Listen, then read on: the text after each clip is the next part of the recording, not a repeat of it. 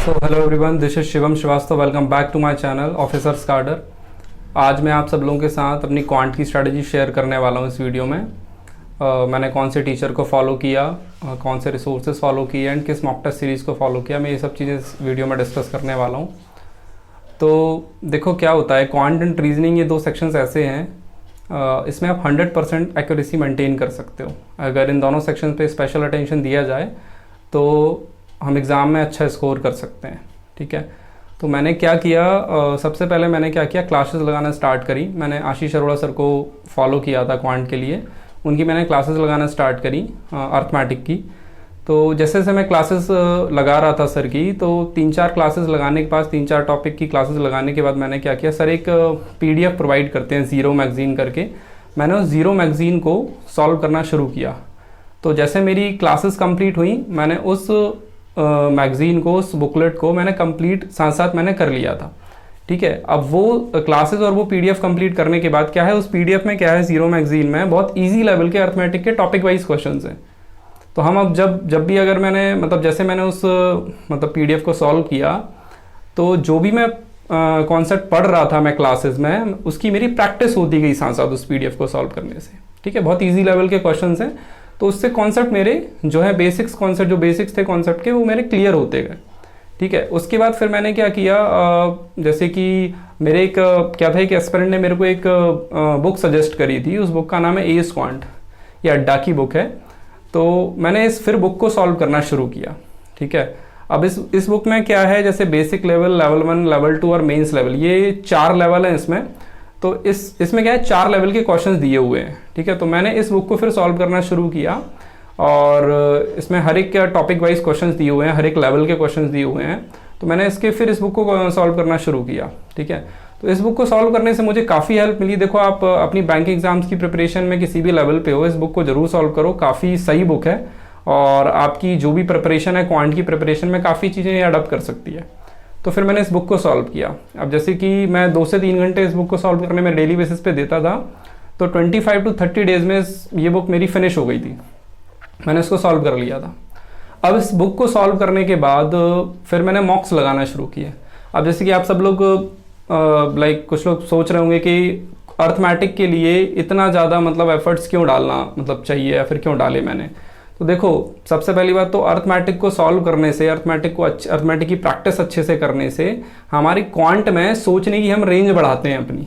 ठीक है, मतलब अगर आप अर्थमेटिक को अच्छा कर ले रहे हो, तो आपका ओवरऑल जो क्वांट है ना, उसमें आप काफ़ी इंप्रूवमेंट देखने को आपको मिलेगा।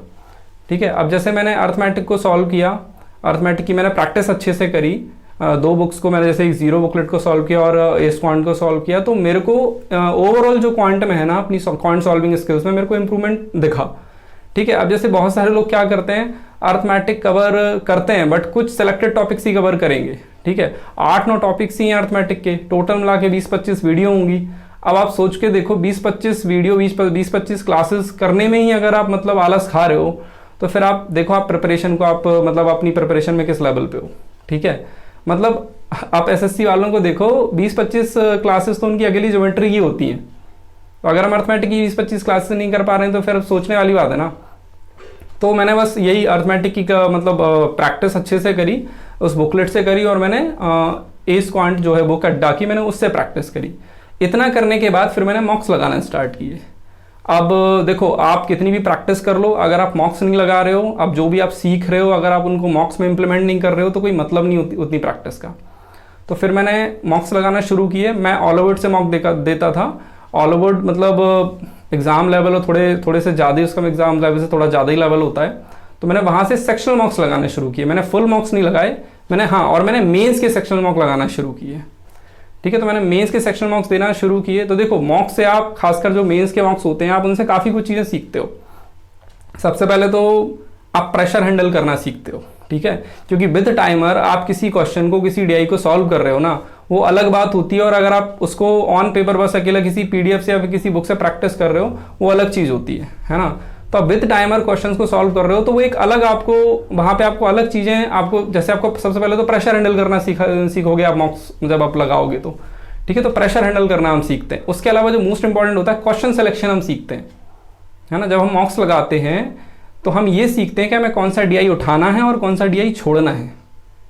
तो मैंने मॉक्स से ये सीखा, ठीक है। अब जैसे आप शुरू में आप मॉक्स लगाओगे, मैंने भी शुरू में मॉक्स लगाए थे जब, तो कोई जो डुएबल DI नहीं होता था, डुएबल जो क्वेश्चन नहीं होता था, उसमें काफ़ी ज़्यादा टाइम चला जाता था, ठीक है। तो रेगुलर बेसिस पे जब मॉक्स लगाएंगे तो हमें वो समझ में आएगा कि हमें कौन सा DI उठाना है और कौन सा छोड़ना है, या फिर DI उठाना भी या नहीं उठाना है।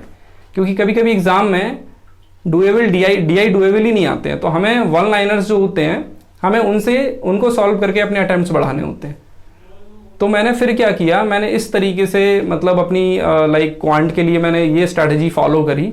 सबसे पहले जैसे मैं एक बार सम अप कर देता हूँ। सबसे पहले तो मैंने अपनी अर्थमेटिक की क्लासेस लगाई, साथ साथ मैंने जीरो जो मैगजीन है आशीष अरोड़ा सर जो प्रोवाइड करते हैं, मैंने वो कंप्लीट सॉल्व करी। उसके बाद मैंने जो एस क्वांट बुक है अड्डा की, मैंने वो सॉल्व करी। एंड देन फिर मैं मॉक्स पे जंप किया, सेक्शनल मॉक्स पे, मेंस के। फिर मैंने मेंस के सेक्शनल मॉक्स, मतलब ऐसा था कि मई मंथ 2023 में जो मई मंथ था, मैं डेली बेसिस पे मैं तीनों सेक्शंस के सेक्शनल मॉक्स लगा रहा होता था मेंस के। उससे मुझे काफ़ी हेल्प मिली और मेरे मेंस में मार्क्स भी मतलब डिसेंट से मार्क्स आए। क्वांट में जैसे कि मैं बात करूं, IBPS PO मेंस में मेरे 20.75 मार्क्स आए थे। IBPS क्लर्क मेंस में मेरे 26.75 मार्क्स आए थे। और RBI असिस्टेंट मेंस में मेरे 28.75 मार्क्स आए थे। तो मेरे डिसेंट से मार्क्स आए, ठीक है। अब आपको ये देखना है जो इस चीज़ें मैंने बताई हैं, इनमें से आपको क्या चीज़ें मतलब अपनी प्रिपरेशन में एडअप करनी है, ठीक है। क्या चीज़ें आपको लग रहा है कि ये चीज़ अगर मैं अपनी प्रिपरेशन में ऐड कर लेता हूँ तो मेरे मार्क्स और मेरी जो परफॉर्मेंस है उसमें मेरे को इम्प्रूवमेंट दिखने लगेगा। तो ये चीज़ें आपको एनालाइज करना है और ये देखना है, ठीक है। तो यही था इस वीडियो में। क्वांट की स्ट्रैटेजी मेरी यही रही। अगर आपको वीडियो हेल्पफुल लगी हो तो लाइक करें एंड चैनल को सब्सक्राइब करें, एंड मिलते हैं नेक्स्ट वीडियो में। Thank you so much.